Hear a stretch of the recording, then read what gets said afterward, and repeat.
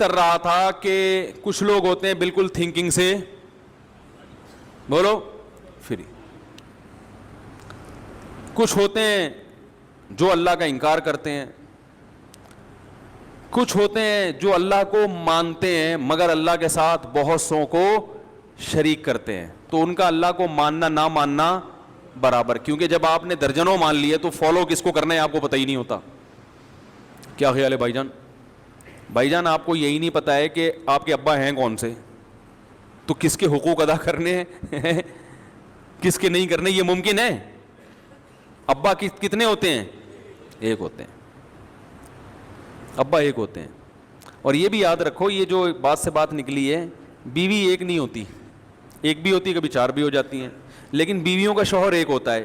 وہ بھی اس لیے کہ عورت نے اطاعت کرنی ہے کس کی؟ شوہر کی. اگر دو ہوں گے تو اس کو نہیں پتا چلے گا کس کی اطاعت کرنی ہے. تو حاکم ہمیشہ ایک, جس کو فالو کیا جاتا ہے وہ دنیا میں ہمیشہ ایک ہوتا ہے. اور مرد بیوی کو فالو, اسلام میں بیوی کو فالو نہیں کرتا. اگر اسلام میں حکم ہوتا ہے بیوی کو فالو کرنا ہے تو بیوی ایک سے زیادہ رکھنے کی آپ کو اجازت نہ ہوتی. بہت ٹیکنیکل پوائنٹ ہے. آج لوگ فالو کس کو کر رہے ہیں؟ ابا کو نہیں کر رہے, اماں کو نہیں کر رہے, کس کو کر رہے ہیں؟ اماں بھی ایک ہوتی ہے. کیا خیال ہے؟ آپ کہہ سکتے ہیں وہ بھی چار ہوتی ہیں, وہ چار نہیں, وہ ایک ہی ہوتی ہیں, وہ ایک سوتیلی ہوتی ہیں. باقی وہ سچی مچی کی جو اماں ہیں وہ کتنی ہوتی ہیں؟ ایک. کیونکہ ماں کی اطاعت کا حکم ہے نا, تو وہ بھی کتنی ہے؟ ایک. حاکم جو جس کو فالو کرنا ہے وہ ہمیشہ ایک. آپ کے علاقے میں 2 SHO آ جائیں تو معاملہ صحیح چلے گا؟ تو یہ جو اللہ نے کہا نا کہ بیوی ایک بھی رکھ سکتے ہو, زیادہ بھی, یہ اس کی علامت ہے کہ بیوی کو فالو کرنے کا حکم نہیں ہے.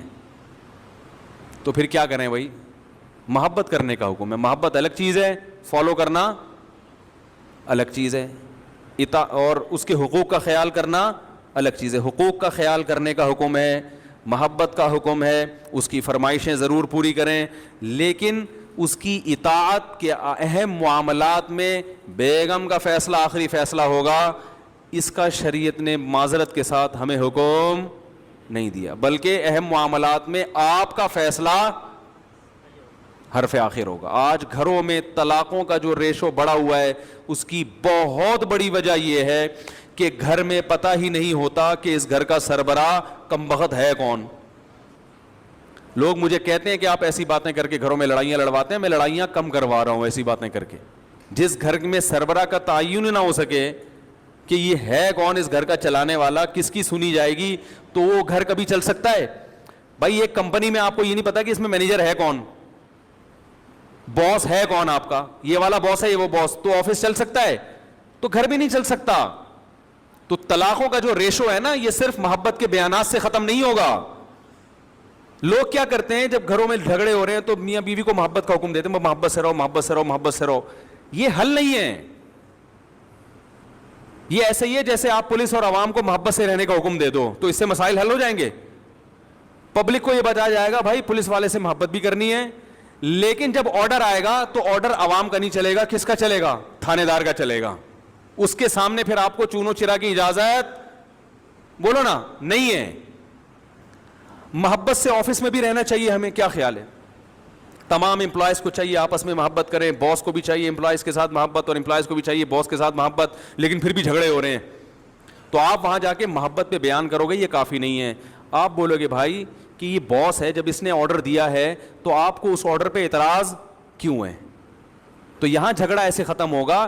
امپلائز کو مجبور کیا جائے گا کہ باس کوئی ایسا حکم دے رہا ہے جو جائز ہے, قانون کے تحت ہے, ناجائز نہیں, جائز ہے, اور آپ کی استطاعت میں بھی ہے, تو آپ کو اس کی ماننی پڑے گی. نہیں مانو گے تو لڑائیاں ہوں گے. آج بہت سے لوگوں کو دیکھا گھریلو جھگڑے کیسے حل کرتے ہیں. وہ گھریلو جھگڑے ایسے حل کر رہے ہوتے ہیں کہ دونوں کو ترغیب دے رہے ہیں محبت سے رہو, بہت اچھی بات ہے, لیکن یہ نہیں دیکھ رہے ہوتے کہ بھائی اگر شوہر ایک بات کا آرڈر گھر میں دے رہا ہے اور وہ جائز بھی ہے اور عورت کی طاقت میں بھی ہے, تو عورت کیوں نہیں مان رہی اس کی بات؟ نہیں مانے گی تو پھر لڑائیاں, بولو بھائی, پھر جو ایک نہیں مانتی وہ اور باقی چیزوں میں بھی نہیں فالو کرتی. تو بس ایک چیز اپنے سروں پہ سوار کر لیے کہ دونوں کو برابر ہیں, دونوں کے رائٹ برابر ہیں, دونوں کے ایک جیسے ہیں, تو بھائی پھر یہ یورپ والا سسٹم ہوگا.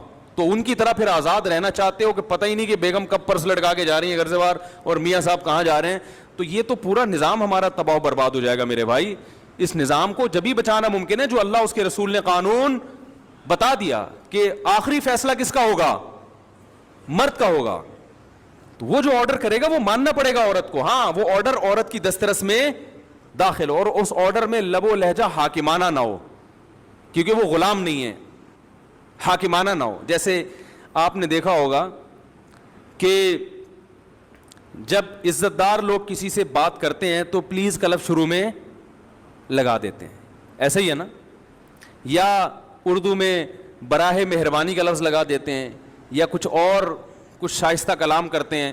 تو یہ اس کی علامت ہوتی ہے کہ کلام کرنے والا بھی تمیزدار ہے, اور جس سے کلام کیا جا رہا ہے آپ اس کو بھی عزت دے رہے ہیں. تو یہ ضرور ہے کہ ایسا لب و لہجہ جس سے حاکمیت جھلک رہی ہو, یہ جھلک رہا ہو کہ آپ اس کو غلام سمجھتے ہیں, یہ شریعت میں پسندیدہ نہیں ہے.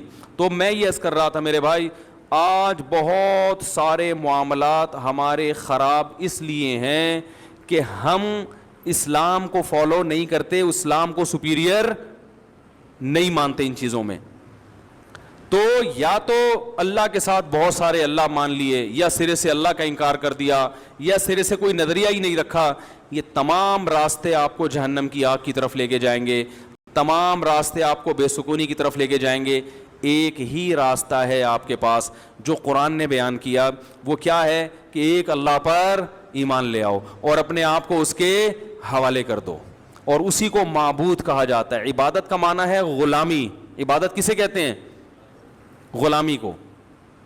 اور جس کی عبادت کی جائے اسے کیا کہا جاتا ہے؟ معبود.